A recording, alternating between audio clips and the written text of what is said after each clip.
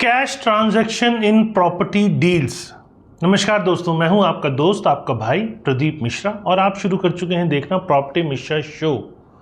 आज हम एक बहुत ही ज़रूरी और अक्सर गलत समझे जाने वाले टॉपिक पर बात करेंगे। प्रॉपर्टी बेचने या खरीदने पर कैश में लेन देन करना क्या सही है, इस शो में मैं आपको ये सब बताऊंगा।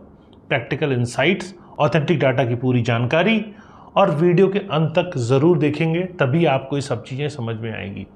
फ्यूचर में और प्रॉपर्टी रिलेटेड ऐसे और एनालिसिस के लिए आपको ये चैनल फटाफट सब्सक्राइब कर लेना है और अगर वीडियो पसंद आए तो लाइक कमेंट शेयर ज़रूर करना है। तो चलिए शुरू करते हैं। नमस्कार, मैं हूं प्रदीप मिश्रा। प्रॉपर्टी मिश्रा शो में आपका स्वागत है। यहाँ हम आपको प्रॉपर्टी और प्रॉपर्टी मार्केट की हकीकत बताते हैं। नो बकवास, डायरेक्ट काम की बात। चलिए शुरू करते हैं। शुरुआत करते हैं एक रियल केस से। मान लीजिए किसी ने 1 करोड़ की प्रॉपर्टी बेची, रजिस्ट्री की कीमत 70 लाख रखी और 30 लाख रुपए कैश में ले लिया। अब उस कैश का क्या करें? बैंक में जमा करें, ज्वेलरी खरीदें या अगली प्रॉपर्टी लें? बहुत लोग इस डिलेमा का शिकार होते हैं और इनकम टैक्स नोटिस से परेशान हो जाते हैं। कैश ट्रांजैक्शन का प्रचलन क्यों है, ये पहले समझिए आप।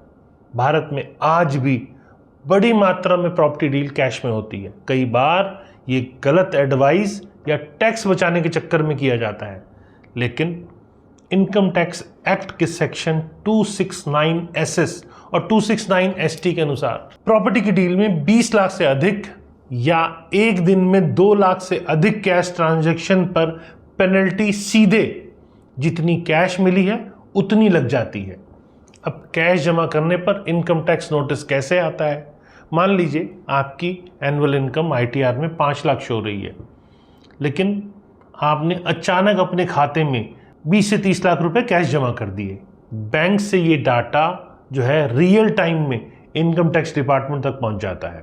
डिपार्टमेंट को सस्पिशन होता है कि इतना ज़्यादा पैसा कहाँ से आया, जिसकी कोई पासबुक में ऑलरेडी हिस्ट्री भी नहीं है। अगर एक्सप्लेनेशन सही ना हुआ तो पेनल्टी 10 से 100% तक लग सकती है। यानी अगर आपने 30 लाख रुपए जमा किए तो पेनल्टी भी 30 लाख तक लग सकती है। अब प्रॉपर्टी डील में कैश का नुकसान आपको बताऊंगा। ये सब डाटा एनालिटिक्स और कानून सरकार के आंकड़ों के अनुसार होंगे। 2021-23 में सिर्फ नॉर्थ इंडिया में लगभग 30% ट्रांजैक्शन अंडर रिपोर्टेड वैल्यू पर हुए हैं। इनकम टैक्स डिपार्टमेंट ने 2022-23 में 15,000 प्लस नोटिस डायरेक्ट बायर्स और सेलर्स को भेजे हैं, जिनको कैश डिपॉजिट या फेक वैल्यूएशन के कारण एक्सप्लेनेशन देना पड़ा है। तो चलिए अब समझते हैं कैजुअल डील करने की वजह से क्या होता है। पहला, सेलर जिसको अकाउंट में डायरेक्ट पैसा मिलता है, टैक्स लायबिलिटी से बचने के लिए अक्सर अंडर वैल्यू रजिस्ट्रेशन करवाता है। बी, बायर को रजिस्ट्री के बाहर दिए कैश पे इनकम फ्रॉम अदर सोर्सेज के रूप में टैक्स देना पड़ता है। एग्जाम्पल, मान लीजिए एक प्रॉपर्टी की सर्कल रेट या स्टैम्प ड्यूटी वैल्यू 50 लाख है, लेकिन आप 40 लाख में डील कर रहे हैं। 10 लाख का गैप दोनों पार्टीज के लिए प्रॉब्लमेटिक है। सेलर के लिए कैपिटल गेन टैक्स 50 लाख पर लगेगा, चाहे डील 40 लाख में हो। बायर के लिए एक्स्ट्रा 10 लाख के अमाउंट, मतलब जिसपे उसे इनकम टैक्स सेक्शन 56(2)(x के तहत टैक्स देना होगा। अब कुछ की रीजंस आपको बताता हूं नोटिस आने के। ITR में इनकम टैक्स कम दिखाना लेकिन बड़ी रकम की cash deposit, stamp duty value से कम रजिस्ट्री कराना, 2001 के पहले की प्रॉपर्टी वैल्यूएशन गलत दिखाना, ये सब दिक्कत वाली चीजें हैं। और साथ में सेक्शन 54, 54EC, 54F, कैश क्यों रिसीव करोगे जब गवर्नमेंट अच्छी कैपिटल गेन एग्जेम्पशन रूल आपको ऑलरेडी देती है। मान लीजिए आपने 1 करोड़ की प्रॉपर्टी बेची, अगर आप नई प्रॉपर्टी लेते हैं या बॉन्ड्स में इन्वेस्ट करते हैं तो कैपिटल गेन फ्री हो सकता है। तो फिर कैश एक्सेप्ट करना चाहिए या नहीं जब POV से टैक्स माफ हो सकता है? जो लोग पकड़े जाते हैं उनकी मुश्किलें क्या है? हर कोई इनकम टैक्स के रडार में नहीं आता। जब नोटिस आता है सब क्लियर करना और पेनल्टी देना कंपल्सरी है। बेसिक मिस्टेक क्या है? लोग खुद ज्ञानी बन जाते हैं। आपको क्या करना है, प्रॉपर्टी सेल या परचेज की शुरुआत में हमेशा किसी टैक्स एक्सपर्ट या क्वालिफाइड कंसल्टेंट से राय लें ताकि डॉक्यूमेंटेशन, वैल्यूएशन और टैक्सेशन में कोई गलती ना हो। अब प्रॉपर्टी डील में कैश लेना इजी है, पर इनकम टैक्स नोटिस आना, एक्सप्लेनेशन देना उससे भी ज़्यादा टफ है। इनकम टैक्स एक्ट के प्रोविजंस को इग्नोर करना मतलब फ्यूचर में पेनल्टी का पाला पड़ना, सब बराबर है। अब आपको कुछ एक्स्ट्रा एनालिसिस और ऑथेंटिक सोर्स का आपको हवाला देके बताता हूँ। रिजर्व बैंक और सीबीडीटी के आंकड़ों के मुताबिक पिछले 5 साल में रियल एस्टेट में कैश कंपोनेंट की वजह से करीब 30,000 करोड़ रुपए की अनडिक्लेयर्ड ट्रांजैक्शन पकड़ी गई है। नेशनल हाउसिंग बैंक की 2024-25 की रिपोर्ट के अनुसार बड़ी सिटीज जैसे दिल्ली, एनसीआर, मुंबई, बेंगलोर में हाई वैल्यू ट्रांजैक्शंस में 20% से ज़्यादा पेनल्टी कैश मोड प्रेफर्ड किया गया, जो रिस्क फैक्टर को और बढ़ाता है।